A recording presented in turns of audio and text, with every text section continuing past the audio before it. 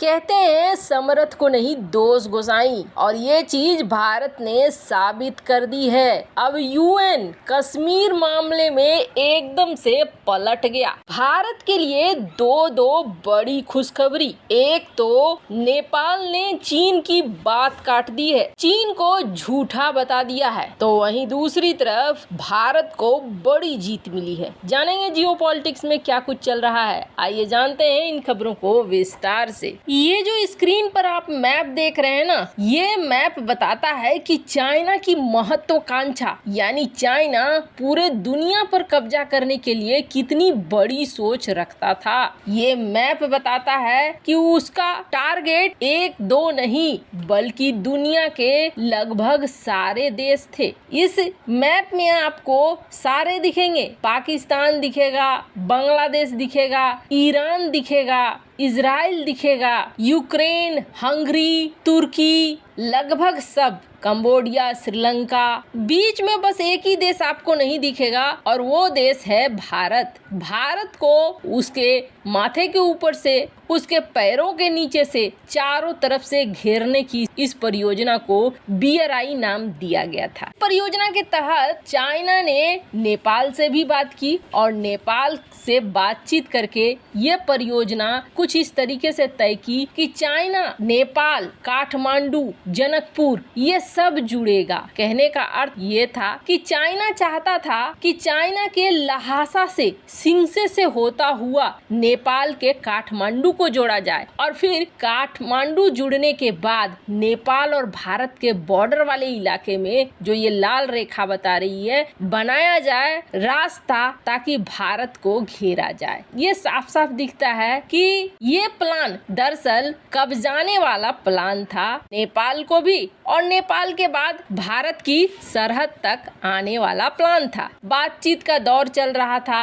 और बातचीत में कई बार सफलता भी मिल रही थी, असफलता भी मिल रही थी। कहा गया कि हम यहाँ पर ट्रेन बनाएंगे और ये ट्रेन पूरा हिस्सा होगा BRI का। कई राउंड की बातचीत हुई, लेकिन अब इस बातचीत को जबरदस्ती में बदल रहा है चाइना। चाइना अब चाह रहा है कि नेपाल को हर हाल में BRI मानना ही पड़ेगा। चाइना फोर्स कर रहा है कि तुम्हें BRI मानना पड़ेगा, तुम इसे छोड़कर नहीं जा सकते हो। जबकि नेपाल का कहना है कि जी नहीं, हम BRI का हिस्सा नहीं है, हम तो अभी बात ही कर रहे थे, हम बात ही करने बैठे और तुमने हमें BRI का हिस्सा क्यों बना दिया, हम तो हिस्सा नहीं है। 2017 में हमारी बातचीत हो रही थी और हमने कहा था कि ठीक है, हम 9 ऐसे प्रोजेक्ट चलाएंगे। 2019 में हमने trans Himalayan multi dimensional connectivity परियोजना को भी शामिल किया, लेकिन हमने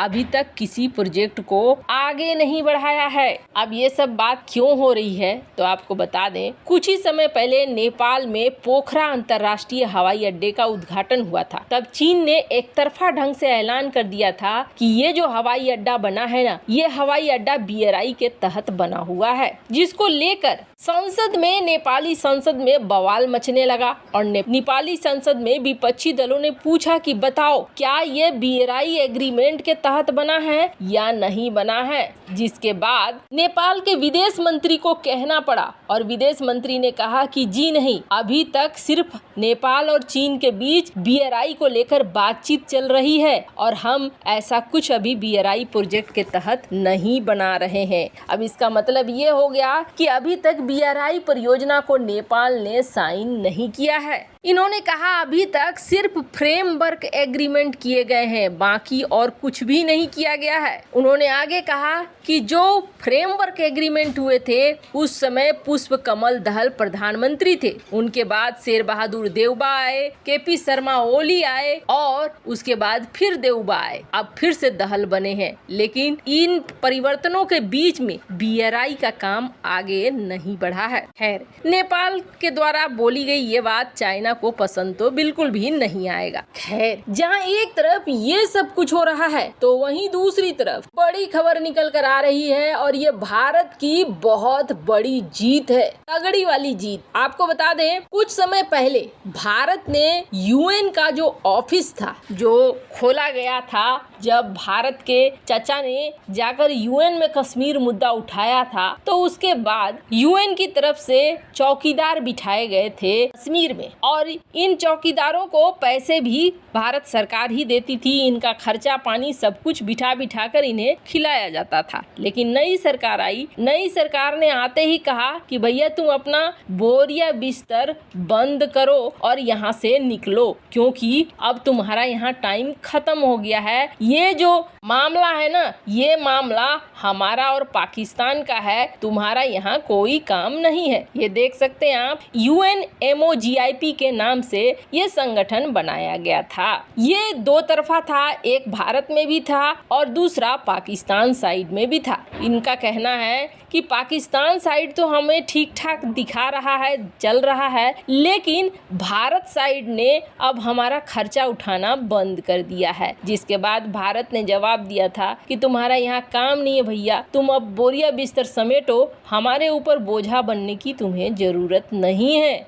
भारत अब UNMOGIP को बाहर का रास्ता दिखा रहा है, ये चीज साफ हो रही है। पिछले कुछ सालों में कश्मीर का मुद्दा अब ये एक ऐसा मुद्दा रह गया है जिस पर दुनिया के देश बात नहीं करना चाहते हैं और इस बात को खुद बिलावल भुट्टो ने भी माना है, पाकिस्तान ने भी माना है कि भारत ने अब इस मुद्दे को खत्म कर दिया है, इस मुद्दे का रोना खत्म हो गया है। अब समझिए कि भारत ने किस तरीके से कूटनीति विदेश नीति चली है कि अब UN भी कह रहा है कि जी हाँ, कश्मीर में सब कुछ ठीक है और भारत ने जो कदम उठाए हैं वो अच्छे हैं। एक बार कानों को यकीन नहीं होगा, लेकिन ये सही है। आपको बता दें, हथियार बंद संघर्ष का बच्चों पर प्रभाव, ये एक रिपोर्ट बनी थी। इस लिस्ट में नाम होता है उन देशों का जहां पर बच्चे हिंसक कार्रवाई में शामिल होते हैं और पुलिस को या सेना को उनके खिलाफ काम करना पड़ता है। कश्मीर में कुछ ऐसे ही हालात थे जब छोटे बड़े बच्चों को